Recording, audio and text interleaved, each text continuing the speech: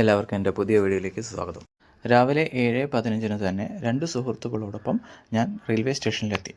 Ticket എടുത്ത ശേഷം ഞങ്ങൾ സ്റ്റേഷനകത്തേക്ക് കടന്നു. അതിനിടയ്ക്ക് ഒരു നോട്ട് ബുക്കും പേനയും വാങ്ങുന്നതിനായി ഞാൻ പുറത്തേക്ക് പോയിരുന്നു.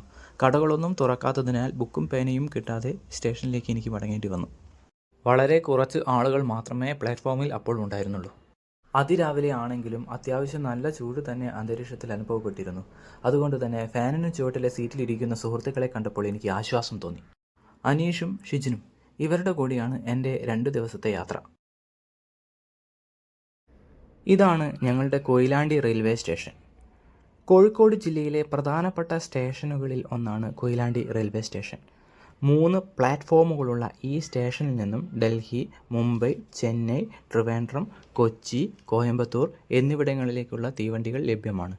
1904 തുറന്ന ഈ സ്റ്റേഷന് 120 വർഷത്തോളം പഴക്കമുണ്ട്. സൗത്തേൺ റെയിൽവേ സോണിൻ്റെ പാലക്കാട് ഡിവിഷന് കീഴിലാണ് കൊയിലാണ്ടി റെയിൽവേ സ്റ്റേഷൻ പ്രവർത്തിക്കുന്നത്. ഞങ്ങൾക്ക് പോവേണ്ട ട്രെയിൻ എത്തിയപ്പോഴേക്കും പ്ലാറ്റ്ഫോമിൽ അത്യാവശ്യം നല്ല തിരക്ക് അനുഭവപ്പെട്ടു. പരശുരാം എക്സ്പ്രസ്സിലായിരുന്നു ഞങ്ങളുടെ യാത്ര. 14ഓളം ജനറൽ കമ്പാർട്ട്മെൻറ്റുകൾ ഉണ്ടായിരുന്നിട്ടും കൊയിലാണ്ടി മുതൽ കോഴിക്കോട് വരെയുള്ള 26 കിലോമീറ്റർ ഞങ്ങൾക്ക് കമ്പാർട്ട്മെൻറ്റിൻ്റെ സ്റ്റെപ്പിൽ നിന്ന് യാത്ര ചെയ്യേണ്ടി വന്നു. എന്നാൽ കോഴിക്കോട് എത്തിയപ്പോഴേക്കും കമ്പാർട്ട്മെൻറ്റുകൾ മിക്കതും കാലിയായി. ആളൊഴിഞ്ഞുവെങ്കിലും തിരൂർ റെയിൽവേ സ്റ്റേഷൻ എത്തുന്നതുവരെ ഞങ്ങൾക്ക് നിൽക്കേണ്ടി വന്നു.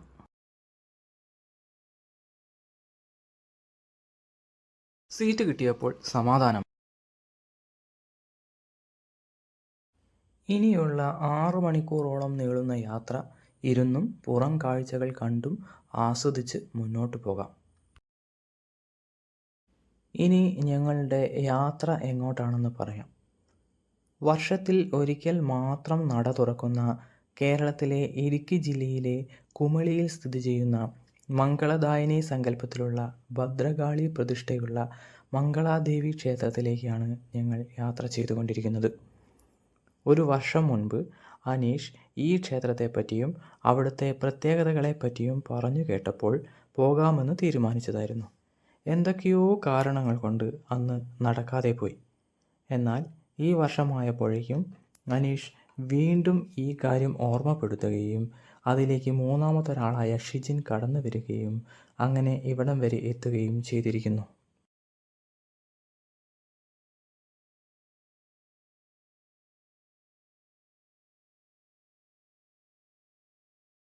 വിശപ്പ് തുടങ്ങി. രാവിലെ 6 മണിക്കാണ് ഞാൻ ഭക്ഷണം കഴിച്ചത്. എന്നാൽ മറ്റു 2 പേരും ഒന്നും തന്നെ കഴിച്ചിരുന്നില്ല. ഏകദേശം 11 മണി ആയപ്പോഴേക്കും ഞങ്ങൾ ഷൊർണൂർ റെയിൽവേ സ്റ്റേഷനിലെത്തി. അല്പസമയം ട്രെയിൻ ഇവിടെ നിർത്തും. ആ സമയം ഞങ്ങൾ ഉഴുന്നുവടയും ചായയും കഴിച്ച് വിശപ്പ് മാറ്റി.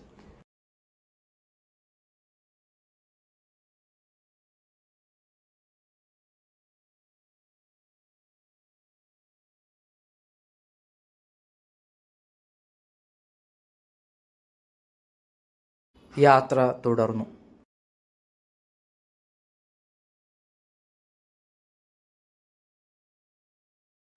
കുമളിയിൽ എത്തിയാൽ ഞങ്ങളുടെ കൂടെ 2 പേർ ജോയിൻ ചെയ്യും. ചെങ്ങന്നൂർ സ്വദേശികളായ നന്ദകുമാറും കൂട്ടുകാരനുമാണ് അത്.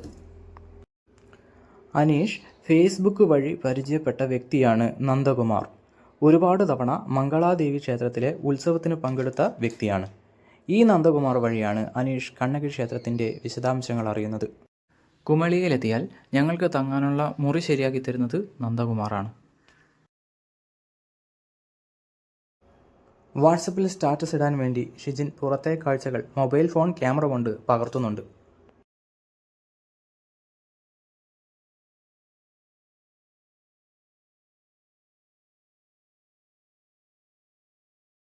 തൃശ്ശൂർ, ആലുവ, എറണാകുളം അങ്ങനെ ഓരോ പ്രധാന സ്റ്റേഷനുകളും കടന്ന് ഞങ്ങൾ കോട്ടയത്തെത്തി.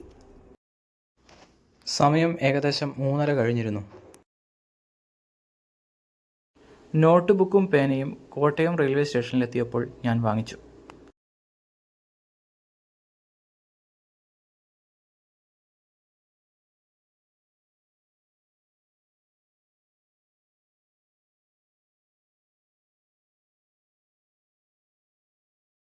അടുത്തുള്ള ഹോട്ടലിൽ കയറി ഭക്ഷണം കഴിച്ച് നേരെ KSRTC ബസ് സ്റ്റാൻഡിലേക്ക് പോയി. 5 മണിക്കാണ് കുമളിയിലേക്കുള്ള ബസ്. കുറച്ച് സമയം ബസ് സ്റ്റാൻഡിൽ കറങ്ങി. കോഴിക്കോട്ടേക്കും കണ്ണൂരേക്കും ഇവിടുന്ന് ബസ്സുണ്ടെന്നത് ഞങ്ങൾക്ക് ആശ്വാസം പകർന്നു. മടക്കയാത്രയിൽ ഞങ്ങൾ വരുന്ന സമയം ട്രെയിൻ ഇല്ലെങ്കിൽ കോട്ടയം ബസ് സ്റ്റാൻഡിൽ നിന്നും ബസ് കയറാം എന്നുള്ളതായിരുന്നു ആ ആശ്വാസത്തിന് കാരണം.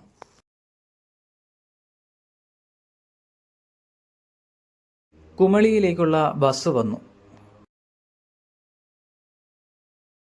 അതിൽ കയറി വണ്ടിപ്പെരിയാറിലേക്കാണ് ഞങ്ങൾ ടിക്കറ്റ് എടുത്തത്. 3 പേർക്കുമായി 405 രൂപയായി. പൂജ പ്രമാണിച്ച് കുമളിയിലെ ലോഡ്ജ് മുറികളൊന്നും ഒഴിവില്ലെന്നും പരിചയമുള്ള ഒരാൾ വഴി റൂം കിട്ടിയത് വണ്ടിപ്പെരിയാറിലാണെന്നുമുള്ള നന്ദകുമാറിൻ്റെ ഫോൺ സന്ദേശപ്രകാരമാണ് അനീഷ് വണ്ടിപ്പെരിയാറിലേക്ക് ടിക്കറ്റ് എടുത്തത്.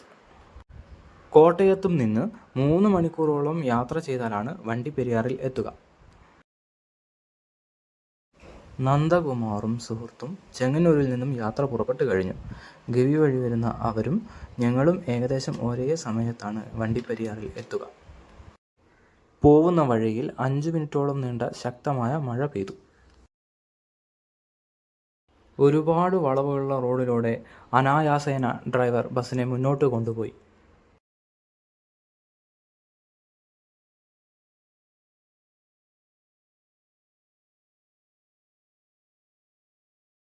രാത്രിയാവാൻ തുടങ്ങിയിരിക്കുന്നു. പാമ്പാടി, വാഴൂര്, കാഞ്ഞിരപ്പള്ളി, മുണ്ടക്കയം എന്നീ സ്ഥലങ്ങളിലൂടെ ആയിരുന്നു ഞങ്ങൾ സഞ്ചരിച്ചത്. സഞ്ചാരപാതയുടെ ഒരു ഭാഗം താഴ്ചയും മറുഭാഗം ഉയർച്ചയുമായിരുന്നു. ഇടയ്ക്കിടെ വന്ന ഉറക്കം അവ പകർത്താൻ എനിക്ക് സാധിച്ചില്ല. തിരികെയുള്ള യാത്രയിൽ അവയെല്ലാം പകർത്താമെന്ന് മനസ്സിൽ കരുതി.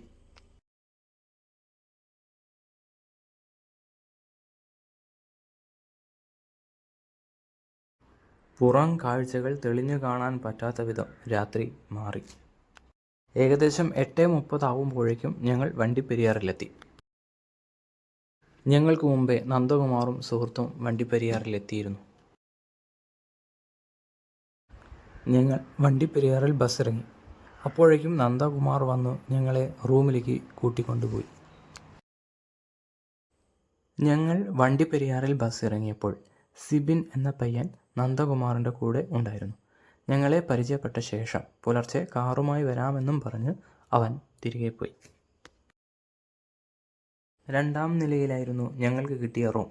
പുറം കാഴ്ചയിൽ നല്ല വൃത്തിയും വെടിപ്പുമുണ്ട്. റൂമിൽ കയറിയപ്പോൾ ഞങ്ങൾക്ക് അത് ബോധ്യമാവുകയും ചെയ്തു.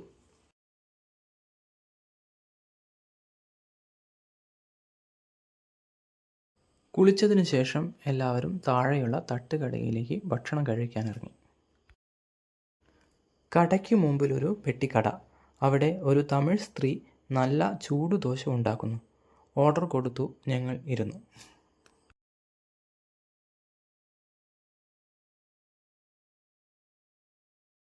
ഇതാണ് നന്ദകുമാർ. ഇതാണ് അദ്ദേഹത്തിൻ്റെ സുഹൃത്ത് വിഷ്ണു. ദോശയ്ക്കും ചട്നിക്കും സാമ്പാറിനും അസാധ്യമായ രുചി. ഞാനും ഷിജിനും 2ാം തവണയും ദോശ വാങ്ങിക്കഴിച്ചു. ഭക്ഷണശേഷം ഞങ്ങൾ റൂമിലേക്ക് തിരിച്ചു.